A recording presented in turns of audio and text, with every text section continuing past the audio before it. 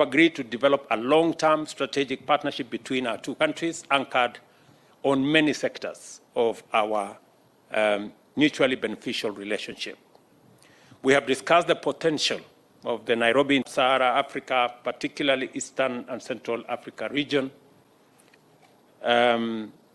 especially on matters green financing, and Singapore's successful experience and best practices is an asset to us on this particular venture. I have noted also that Enterprise Singapore has already opened offices in Nairobi, and I have committed to Prime Minister that the government of Kenya is going to work with Enterprise Singapore to make sure that they have what it takes to build the necessary networks and partnerships between private sector companies in Kenya, private sector companies in Singapore, and to ensure that we exploit the full potential of trade, business, and investment between our two countries. Digitization of the economy and government services in all sectors is an enabler for our bottom-up economic transformation agenda.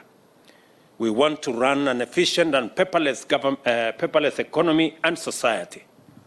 A collaboration between Kenya and Singapore, who have a history of innovation, is key, hence the inclusion of the ICT sector in our strategic partnership between our two countries.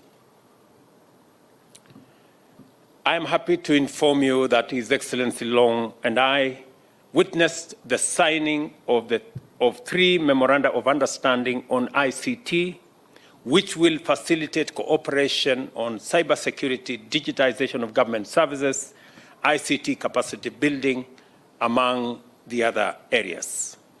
We also signed another MOU on skills development to facilitate collaboration in human resource capacity building for civil servants and students, particularly in specific areas that need to support a sustainable socio-economic development priorities, especially the ones we have identified in Kenya. As we all understand, the Tibet space is the engine for providing the human capital necessary to assist us in driving our Vision 2030 and our economic development blueprint as a government. We have also agreed that the bilateral investment treaty signed between our two nations on 12th June 2018 be immediately operationalized. We further directed our respective ministers to conclude negotiations on avoidance of double taxation within the shortest time possible. And we believe this will spark and grow trade and investment opportunities between Kenya and Singapore. We have also agreed to actively explore methods of acquiring knowledge and support from Singapore's highly prosperous housing model. Kenyans are currently engaged in the housing debate, with approximately 6.5 million Kenyans lacking affordable and decent housing.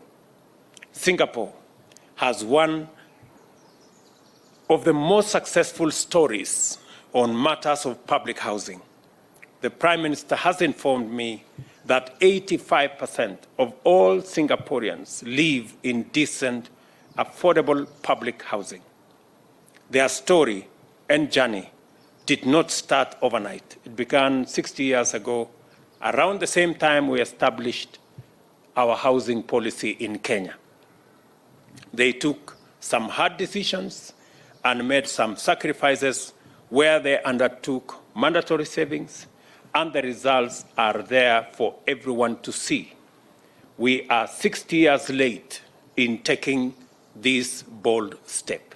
As a result, our country is infamous for having some of the largest informal settlements that number in excess of 1,140 slums.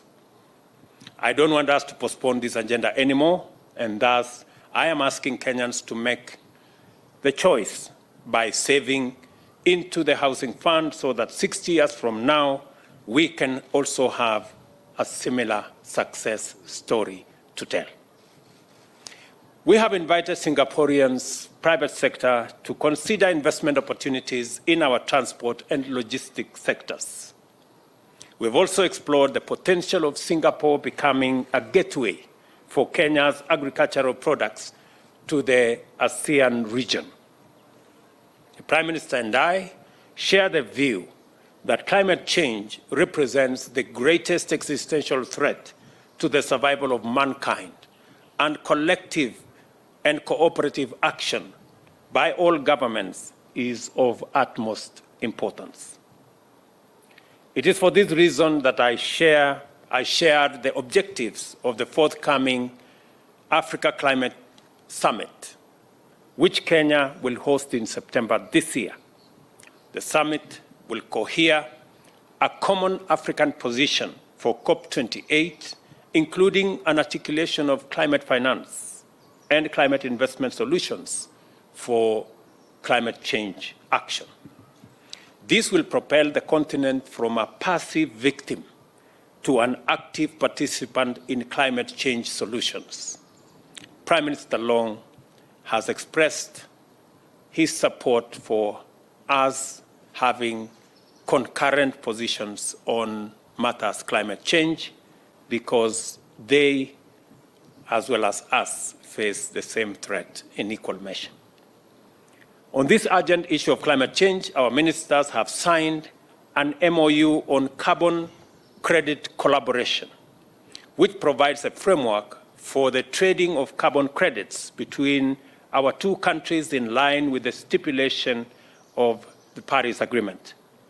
The agreement also provides for the exchange of information, knowledge, best practices, and capacity building on carbon credits, plus collaboration on projects which will reduce greenhouse gas emissions.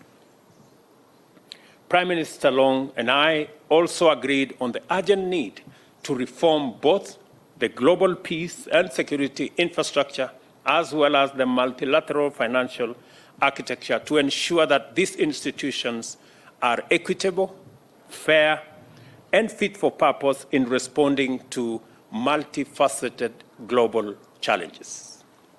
Kenya and Singapore will continue to work closely on areas of mutual interest, and we have shared with His Excellency Prime Minister Kenya's contribution to regional peace initiatives. Additionally, I shared Kenya's position on the need to reform the UN Security Council to make it much more inclusive and reflective of the current global order and dynamics.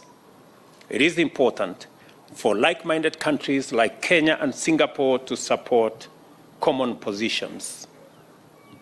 On the status of the UN office in Nairobi, Prime Minister Loong and I agreed that the renovation and expansion of facilities to match other UN offices globally is a welcome development. The upgraded facility will accommodate at least 9,000 conference delegates at any meeting, and Singapore will work with us, especially in the upcoming UN Assembly, where discussions on these facilities improvement will be held at the UN in New York. In conclusion, Prime Minister Loong and I committed to having an annual high-level meeting consultation on our collaboration in financial services and ICT sectors. The financial sectors will focus on climate financing, while ICT will center on digitization of the economy, including raising the capacity of micro, small, and medium enterprises to make them much more efficient and incorporate them into the formal economy.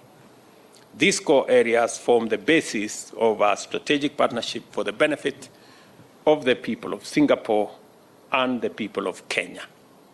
Your Excellency, once again, on behalf of the people of Kenya, I am truly grateful that you found time to visit us, and I have responded to your request that early next year, by God's grace, I will make a visit to Singapore. Thank you very much and welcome.